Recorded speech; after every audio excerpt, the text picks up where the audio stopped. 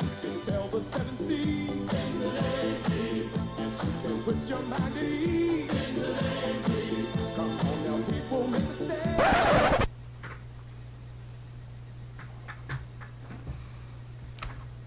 Howdy, your tube. In this edition of me, I'm going to do something a little different. I'm going to share a story with you all of an incident that took place while I was in the United States Navy. And this is something that was probably, wasn't reported in the mainstream media, in the news. It was just another one of those events during the Cold War. But before I get into it, let me give a shout out to my fellow shellbacks out there. And thank you for your service, to whom this applies. Now, I was stationed on board the U.S.S. Ranger CV-61 flat top, haze gray and underway. I was stationed on board that aircraft carrier from 81 to 84. I was a cloud watcher, aerographer's mate, petty officer. During one of our cruises, we ended up in a location you all are familiar with, the Indian Ocean, the I.O., as we used to call it. And for those who haven't been in the I.O., it's a very interesting body of water. It's almost like a sheet of glass sometimes, most times. It's just perfectly smooth like a sheet of glass. No ripples, slight waves from wind, but very interesting for an ocean. That's just like no movement. And hot. It is hot out there. But anyway, this particular incident took place just before the kickoff of the Gulf War. U.S.S. Ranger and its battle group were on station. In fact, that was the cruise that we set the record on for conventional aircraft carriers. We were out there for 121 days straight. We broke the record. We went from San Diego, California, to Hawaii, Philippines, Indian Ocean. They canceled all our port of calls. And we stayed in the Indian Ocean. And we stayed in the Indian Ocean. And we stayed in the Indian Ocean some more. Back to the Philippines, Hawaii, home. They canceled, I think that cruise we were supposed to go to Mombasa, Kenya, South Korea, and somewhere else, I forget where. Oh, we were supposed to return to Singapore that year. But they canceled everything. But for good reason, as military stuff goes. This was during the time when they were blowing up the oil tankers coming out of the Straits of Hormuz. As I'll be putting up some photos as we go along through this so you can have a better visual of what I'm talking about. But right there where it says Oman,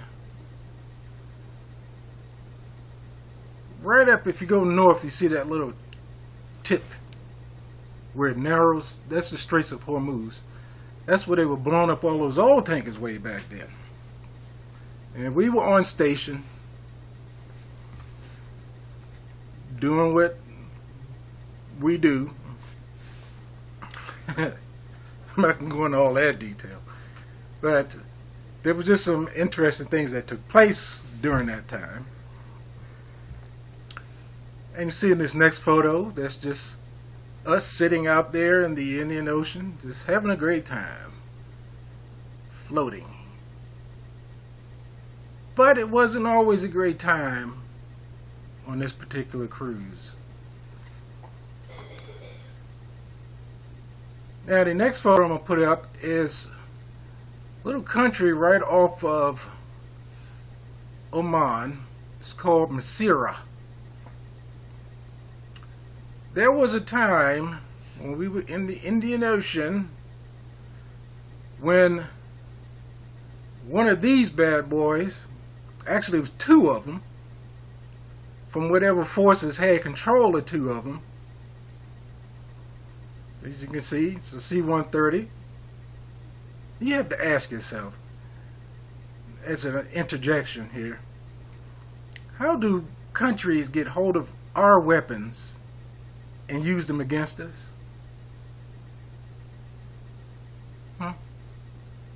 That right there should tell you it's all a big damn game, which costs lives. Anyway, I digress. But they loaded up two of those aircraft, and tried to find our aircraft carrier. As in dive bomb, boom. C-130 is not a small aircraft. It's big. So imagine two of them dive bombing an aircraft carrier.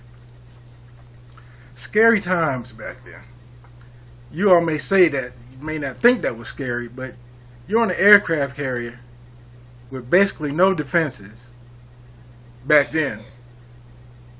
All your aircraft get launched. You're a floating duck in a big bathtub. But that's what we had to do. We launched all our aircraft. Even pulled aircraft out of the hangar deck and launched everything that would fly. And then we played hide and seek under cloud cover in conjunction with the battle group. We're just playing hide and seek under cloud cover. I think we did that for, if memory serves, and if anybody out there was on the Ranger during that time, some of my figures may be off a little bit. Feel free to correct me. But I think we played hide and seek with the C-130 brigade. I don't think it was every day. I think it was a couple of days over the course of a week, maybe 2-3 days over the course of a week. But I could be mistaken, but it did happen. You can check with anybody that was on the Ranger during that time and they'll tell you.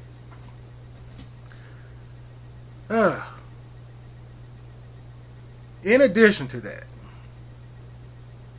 yeah, there's more. Back then, the Soviets had a brand new nuclear submarine whose missile nautical mile capability was 200 nautical miles. They used to sit exactly 200 nautical miles away from our battle group every day. If we moved, it was like, here, let me get a little graphic with some. Let's say that's the carrier. Let's say this is 200 nautical miles. If we moved here, they moved here. We moved here, they moved here. We moved here, they moved here. They sat 200 nautical miles away from us every day. That was scary. Very scary. It was funny when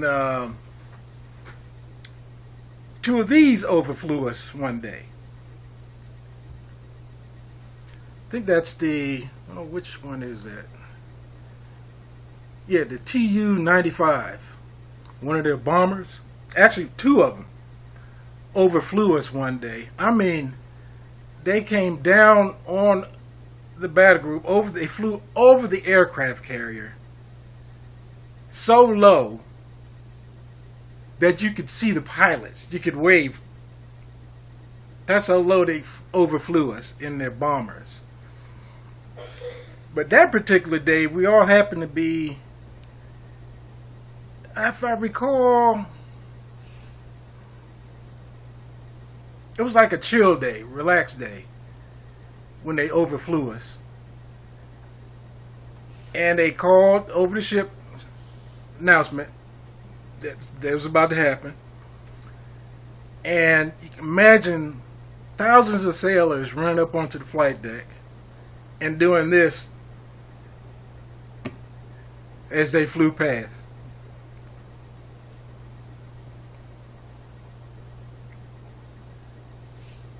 I was one of them.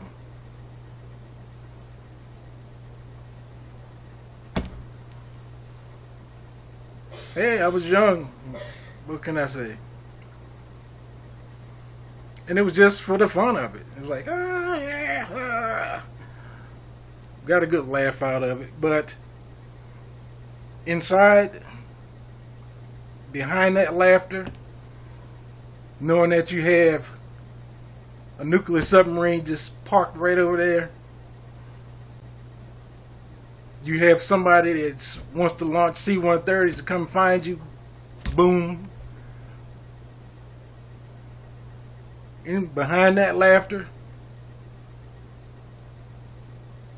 you know what I'm saying.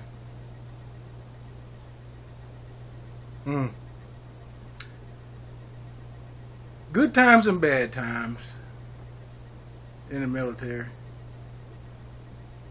If I can think of some good Army stories to tell you, I'll tell you a couple of those. Yes, I was in the Army and the Navy. You can do that.